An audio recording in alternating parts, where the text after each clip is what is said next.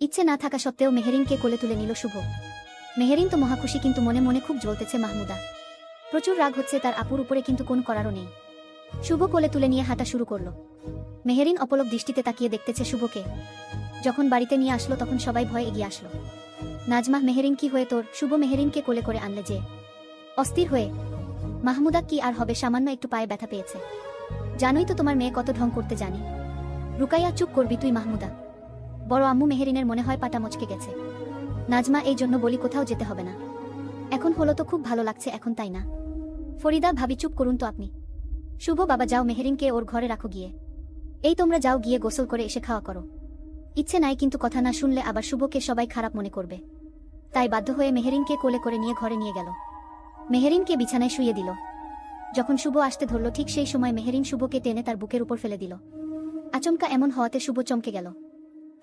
মেহেরিন দু হাত দিয়ে শুভকে চেপে বুকে ধরে রাখল। শুভ, এটা কি রকম বেয়াদবি? আমাকে এভাবে ধরে রেখেছেন কেন? ছাড়ুন বলছি। মেহেরিন, ছাড়বো না, কি করবে শুনি। শুভ, দেখেন কেউ দেখে ফেললে সমস্যা হবে, ছাড়েন আমাকে আপনি। মেহেরিন, গলাকাটা মুরগির মতো এত ছটফট করতেছ কেন শুনি? চুপচাপ বুকে থাকো, না হলে কিন্তু চিৎকার করে সবাইকে ডাকবো। মেহেরিনের এমন কথা শুনে সত্যি ভয় পেয়ে গেল শুভ। মেহেরিন তো এই সুযোগটা খুঁজতেছিল। এবার পালাবে কোথায় বাচাধন তুম? মেহেরিন, আচ্ছা কেন এরকম করতেছ আমার সাথে তুমি? কেন আমার সাথে ঠিক করে কথা বলতেছ না? শুভ, দেখেন ছাড়েন, এবার কেউ এসে পড়লে সমস্যা হবে। এমনিতেই সবাই আমাকে আমার বাবা মা পছন্দ করে না, তার উপর এই অবস্থায় দেখলে সমস্যা হবে। আমি এখানে সবার সাথে সম্পর্ক ঠিক করতে এসেছি। মেহেরিন, আমি কি তাদের বাহিরের লোক নাকি? আমার সাথে সম্পর্ক ঠিক করতে হবে না। শুভ, সবার সাথে সবার সম্পর্ক ঠিক করতে হয় না। যাদের সাথে আমার সম্পর্ক ঠিক করা দরকার আমি তাদের সাথে সম্পর্ক ঠিক করতে চাই। মেহেরিন, শুভ প্লিজ আমাকে একটু সময় দিবে তুমি? তোমার সাথে আমার অনেক কথা আছে। ঠিক সেই সময় মেহেরিনের আম্মু দাদিমা বাটিতে গরম তেল নিয়ে আসলো। যখন টের পেল কেউ ঘরের দিকে আসতেছে, শুভ জোর করে মেহেরিনের থেকে নিজেকে ছাড়িয়ে নিল। তেলের বাটি নিয়ে ঘরে ঢুকলো তারা। নাজমা, যাও গিয়ে গোসল করে সবার সাথে খেতে বসো। আমরা মেহেরিনের পায়ে তেল মালিশ করে দিয়ে আসতেছি। নানিক, যা। নানু ভাই, এই সময় তোর বড় মামা বাড়িতে নেই। শুভ, ঠিক আছে যাচ্ছি, কিন্তু আমি আপনাদের কাউকে ছাড়া খাবো না। নাজমা, দেখো দেখি ছেলে বলে কি, আমাদের কত কাজ পড়ে আছে। শুভ, খাবার সময় খেতে হবে, না হলে শরীর খারাপ করবে। খাবার না খেলে শরীরে কি শক্তি পাবেন? শরীরে শক্তি না থাকলে কাজ করবেন কি করে? নানিক, বুমা, নানু ভাই কিন্তু ঠিক বলেছে। নাজমা, আচ্ছা যাও আগে গোসল করো, আমরা যাচ্ছি। শুভ গিয়ে গোসল করে খাবার জন্য আসলো। ইতিমধ্যে সবাই এসেছে খাওয়ার জন্য। সবাই খাচ্ছে কিন্তু শুভ খাচ্ছে না। তা দেখে শুভর বড় মামি জিজ্ঞেস করতেছে, নাজমা কি হলো, শুভ খাচ্ছ না যে? শুভ, কেমন করে খাবো আমি?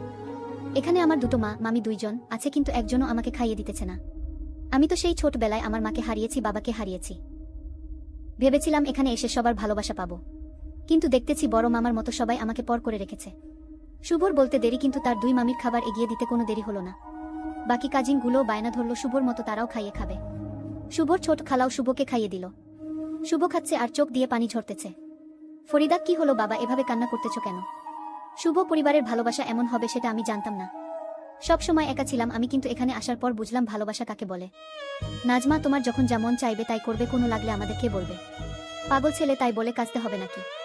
সুমিস, আমরা তো আছি, বড় ভাই না হয় রাগ করে আছে।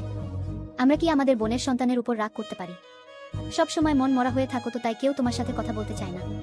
যদি আবার রাগ করো তুমি। নানিক, বলেছিলাম না সবার ভালোবাসা পাবে তুমি? এই প্রথম নানা বাড়িতে এসেছো আর তোমাকে কেউ ভালোবাসবে না, তা কি হয়? মেহেরিনও কেঁদে ফেলেছে, মাহমুদাও শুভকে খাইয়ে দিল।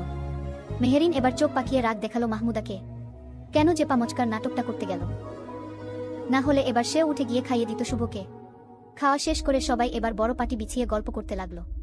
মেহেরিনের পামচকা তাই দূরে চেয়ারে বসে আছে, কিন্তু মাহমুদা সুযোগটা হাত ছাড়া করতেছে না। তাই সে শুভর গা ঘেঁষে বসে আছে, কথায় কথায় শুভর গায়ে হাত দিতেছে। এসব দেখে মেহেরিনের আরো রাগ বেড়ে যাচ্ছে। মেহেরিন, মাহমুদা আমাকে একটু তোর ওখানে নিয়ে বসাও তো। মাহমুদা, আমার হয়েছে যত জ্বালা।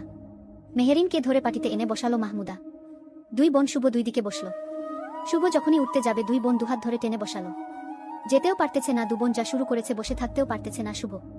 মেহেরিন, সবাই তো গল্প বললে, এবার না হয় শুভর কাছ থেকে কোনো গল্প শুনি। রুকাইয়া, একদম ঠিক বলেছিস। কি শুভ বলবে তো নাকি? শুভ, আচ্ছা বলেন, কি জানতে চান? মেহেরিন, তেমন কিছু না, শুধু জানতে চাই জীবনে কয়টা প্রেম করেছেন? রুকাইয়া, হ্যাঁ হ্যাঁ এটাই শুনি আগে, কয়টা প্রেম করেছে আমাদের ফুফির ছেলে? শুভ, একজনই ছিল জীবনে আমার, কিন্তু এখন সে আমার আর নাই। রুকাইয়া, নাই কেন? তার কি বিয়ে হয়ে গেছে নাকি ছ্যাঁকা দিচ্ছে কিছু হেসে? শুভ, হয়তো তখন তার মনের মতো ছিলাম না, হয়তো তখন তাকে খুব ভালোবাসতাম, বিশ্বাস করতাম, তার কারণে হয়তো ছেড়ে গেছে। রুকাইয়া তাকে ফেরানোর চেষ্টা করো না। শুভ যে যেতে চায় তাকে যেতে দিতে হয়, ধরে রেখে তো লাভ নাই, কারণ সে তো আর থাকতে চায় না। আমিও চাই না আর তাকে আমার জীবনে ফেরাতে। মেহেরিন, হতে পারে তুমি যেটা বলতেছো সেটা নাও হতে পারে। এমনও তো হতে পারে সেই মেয়েটা তোমাকে এখনো ভালোবাসে। মাহমুদা যখন ফেরাতে চায় না তাকে, তখন তুমি কেন এমন কথা বলতেছো আপু? হতে পারে তার জীবনে আরো ভালো সুন্দরী একটা মেয়ে আসতে পারে। রুকাইয়া, এটাও হতে পারে। কি শুভ, নতুন কেউ আছে নাকি? শুভ, দেখি আপনার কোন ছোট ননদ আছে কিনা। যদি মনে ধরে তাহলে তার সাথে প্রেম করব, শয়তানি করে। মাহমুদা আপুর ননদ ছাড়া কি আর কোনো মেয়ে চোখে পড়ে না? কিছু রেগে। মেহেরিন, চুপ করবি তুই। সব সময় কথার মাঝে কথা বলিস তুই। রুকাইয়া, তোমরা দু বোন সব সময় টম জেরির মতো লেগেই থাকো কেন? আচ্ছা শুভ, তুমি এখন কি করো? শুভ, সেটা না হয় পরে জানাবো, কিংবা পরে নিজেই দেখতে পারবেন। মাহমুদা, রুকাইয়া আপু, দেখেছো শুভ কত স্যান্ডসাম, কত সুদর্শন। আর তাকে কি না তার প্রাক্তন ছেড়ে গেছে? শুভ, আগে এমন ছিলাম না তাই ছেড়ে গেছে। আরো কত রকম কথা বল শুভ। মেহেরিন শুধু শুভর কথাগুলোই শুনল। একটু শয়তানি করতে যেয়ে শুভর কাছে আজ সে অপরাধী, আজকে সে তার নাকি প্রাক্তন। একটু সময় পেলে শুভর ভুল ধারণাটা না হয় ভাঙতে পারত। এভাবে আরো দুদিন চলে গেল। সেদিন দুপুর বেলা সবগুলো কাজিন বায়না ধরল বাড়ির দিঘিতে গোসল করবে। সেই মোতাবেক সবাই গোসল করতে গেল। মেয়েদের থেকে একটু দূরে ছেলেরা গোসল করতেছে। হঠাৎ মেহেরিনের যে কি হলো, সে রুকাইয়ার সাথে বাজি ধরল। মেহেরিন আপু, একটা বাজি ধরবে আমার সাথে? রুকাইয়া, কি বাজি বল? মেহেরিন, সাঁতার কেটে কে আগে দিঘির ওই পারে যেতে পারবে। যদি তুমি পারো তাহলে আমি তোমাকে 500 টাকা দিব, আর আমি পারলে তুমি দিবে। রুকাইয়া, ঠিক আছে, তাহলে সবাইকে ডাক, আমাদের প্রতিযোগিতা সবাই দেখুক। রুকাইয়া সবাই ডাকলো এবং মেহেরিনের সাথে যে বাজি ধরেছে সেটার কথাও বলল। মাহমুদা তো শুনে অবাক, কারণ মেহেরিন তো সাঁতার জানে না। তাহলে বাজি ধরল কেন সে? এখন যদি দিঘির গভীরে গিয়ে ডুবে যায় তাহলে বাঁচাবে কে? এখানে তো শক্তি সামর্থ্য পুরুষ বলতে শুভ। বাকিরাও সাঁতার জানে কি না সন্দেহ আছে। রুকাইয়ার ছোট ফুফির ছেলে 1 2 3 বলল। সাথে সাথে মেহেরিন রুকাইয়া সাঁতার কাটা শুরু করলো। একটু দূরে যেতেই মেহেরিন পানিতে ডুবে গেল। বারবার ডুবতেছে আর ভাসতেছে।